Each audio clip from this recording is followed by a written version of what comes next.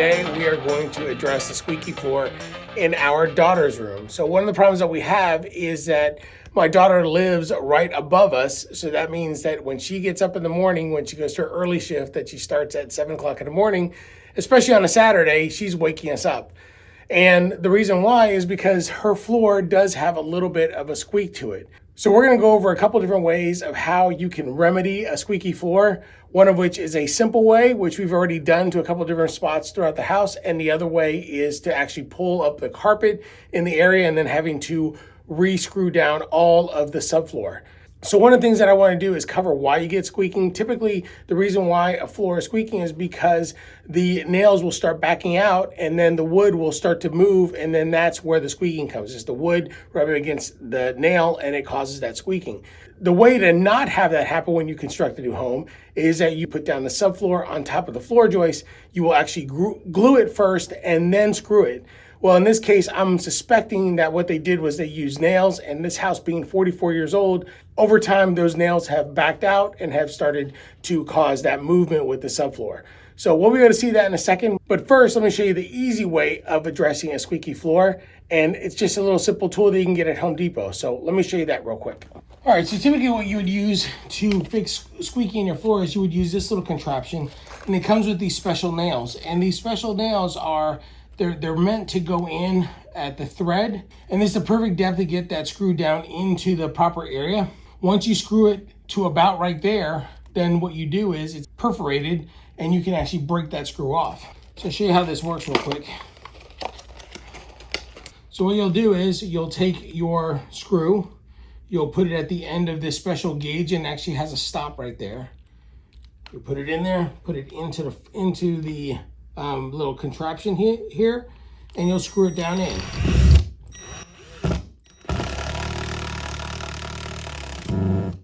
And basically it stops at the proper depth. When you pull it up, you still have a screw head showing, and it's got this little slot right there, which you will fit over the screw to actually hold that screw head in place, and then you basically snap it off. And the only thing left is that head, and you're not going to be stepping on it, but that will help stop some of the squeaking. So the biggest problem with this thing is that this is great if you have just like a little squeaky area. In fact, we were able to do that on the other corner of this room, and we were able to do it in my other daughter's room, and this worked perfectly. But for this, it's actually this whole section of the floor, and so because of that, I don't want to sit here and keep chasing every single one of these squeaks on the floor. So what we're going to do is we're going to basically pull the carpet back from here, and then I'm going to find the floor joist, and then we'll just go through the process of dropping screws, like big 2-inch screws throughout the whole thing. And that should eliminate most, if not all, of the squeaking on the floor. So let's get to that part. And this shouldn't take very long, I hope. Famous last words.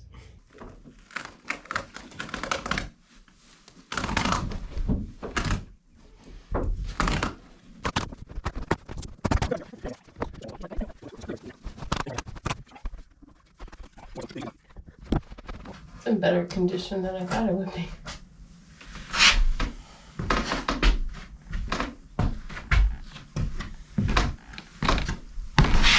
Here's the screws I put in right here that we broke off the other day. And actually, look at that. So you can actually see right where the seams are, which is where the floor joist is. And then you know that there's another seam right here. And this is, you can see that's the screws that we put in. So now what we need to do is find. When you walked across that, you see the whole thing move. You do? Yeah. Okay. It's like it's giving.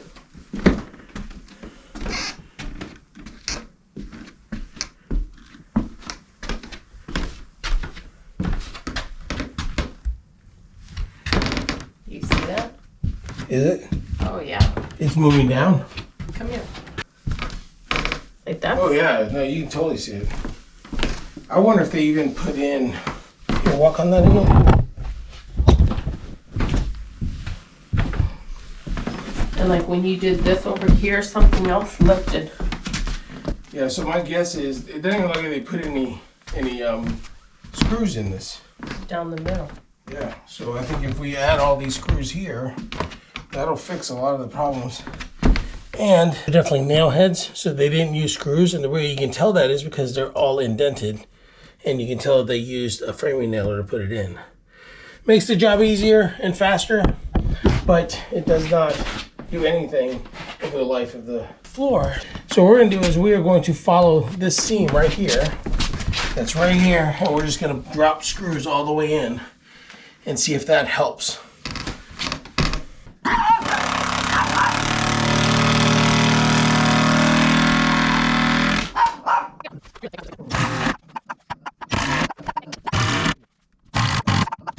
So one of the ways to see if we are hitting is to use this guy and the smooth shaft of this thing right here. Once we get past the thread, if it's easy to move back and forth, then I didn't hit the subfloor. So that's a good way to test if I'm hitting it.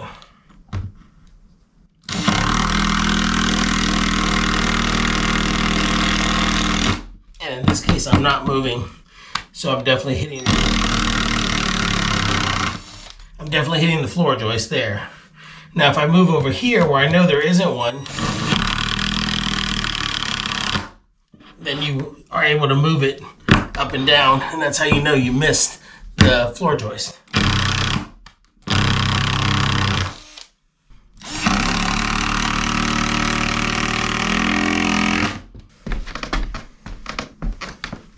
So we're still squeaking. So this is one floor joist, and every 16 inches you're gonna find another one. So we get a tape measure, and I'm gonna measure 16 inches this way, 16 inches that way, and we're just gonna basically keep going 16 inches all the way across and just drop a screw every 4 to 6 inches all the way across and see if that helps. The other issue that I think that we are going to have to address is that you have a plate right here, which is attached to this wall. You have a bottom plate for this wall that's here, and what I'm guessing, and what I'm guessing is that the movement of the floor is actually causing that squeaking. In fact, I just saw something. That's the squeaking right there. So if you can see this is a texture for the carpet, this is the subfloor, this is the other side of the subfloor, and then right here is subfloor that's behind this one. And so what I'm guessing is when this floor moves, it's actually rubbing, this piece is rubbing with that piece. So you also have this bottom plate. I think we may have to actually pull this. I think we're gonna have to pull this baseboard off and then come in and screw these in at an angle. And we'll have to screw these in at an angle all the way across to actually secure it and to keep these two pieces of subfloor from rubbing together. But the way you can tell is if you come a little bit further down, again, subfloor here, tack strip here, and then this is the other side of the subfloor, and you can see this little corner, this side is higher than this one. So this one's not rubbing because it's flush, but this one is rubbing because it's two different sizes. And so when this moves, it actually rubs against that. Now, I may not have to do that because once we secure this piece in place and it stops moving, then it'll stop rubbing against that piece, or at least that's what I'm hoping is what's gonna happen. But we'll know here in a little bit. So let's secure this subfloor all the way across, and then if that doesn't work, then we may have to pull this baseboard off right here and then screw things across. But let's give it a shot first. What happened? That fell.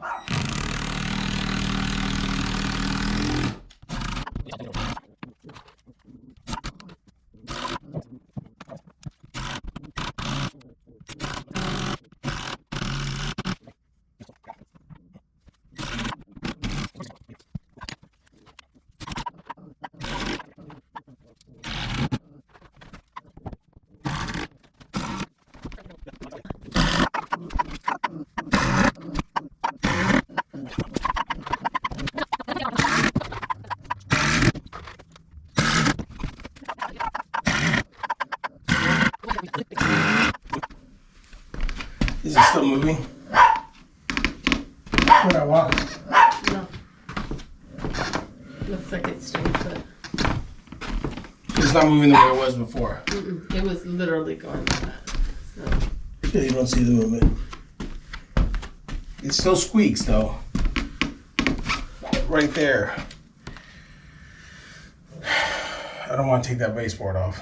I don't want you to either. So what I think is happening is we're still getting movement on that wood right there. Yeah. Which is why I think I need to take the baseboard off and then drop screws back there into the subfloor. I mean, it's not that big of a deal. This is a little section here. I can actually take it apart there and not do the whole thing. So I do think I have to hit all the floor joists going that way, no matter what.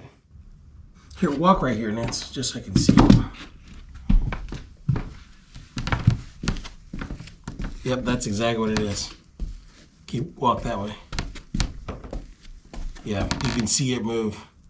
It's all the way down there. In fact, I may have to pull that whole baseboard.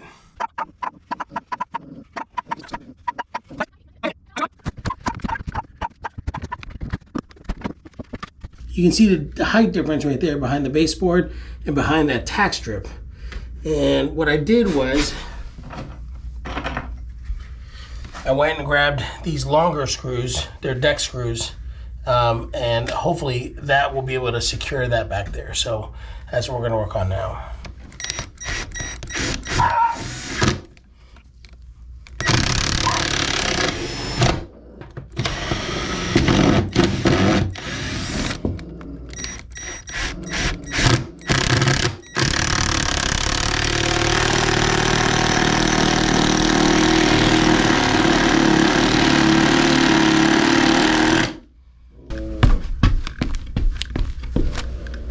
Fix part of it. So let's...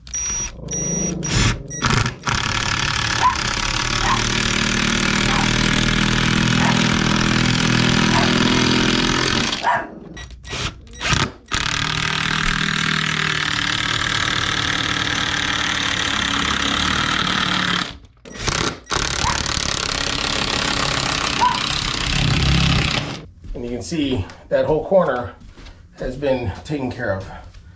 So now what we have to do, a little dance. So now what we're gonna do is do the rest of this section here.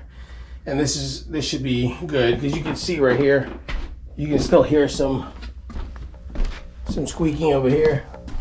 But I think that's just a matter of screws putting in. The wood moving up. You can, from an angle, you can actually see the movement of the wood up and down. So, all right, well, we fixed most of it. Let's finish it, and then we'll be done.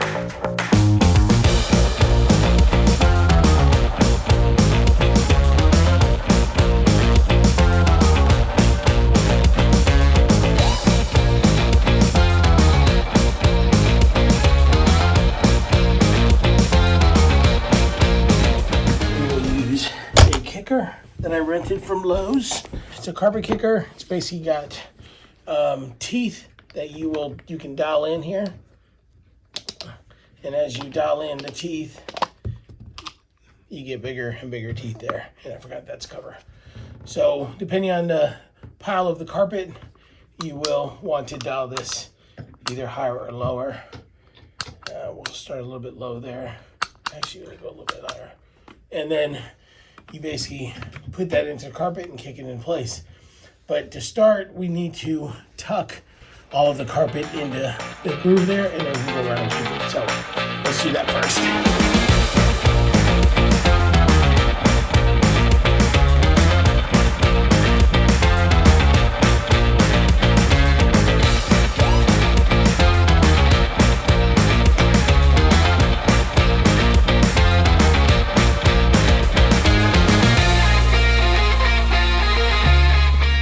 When you push the carpet in, tack strip nails are going this way, so it's actually gripping the carpet and coming this way, keeping it from pulling back.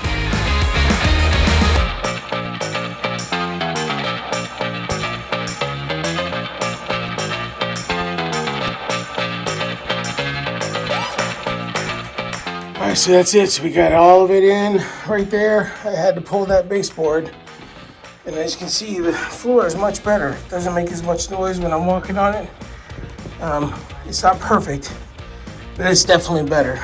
All right, folks, so that's pretty much it. I hope you guys enjoyed this video. I know that it is not exactly perfect, but hopefully I showed you a couple of different ways that you can help make your subfloors squeak a little bit less And again, the only real fix that you can really do is to glue and screw everything from the get-go, or have to pull everything out and do it as a remedy. And I don't recommend doing that unless it's really, really bad. But this is as good as it's gonna get. Anyway, if you like this video, don't forget to like, and if I've earned your subscription, don't forget to subscribe. And if you want to be notified of future videos, don't forget to hit that bell, and we'll see you on the next one. Have a great weekend, everybody.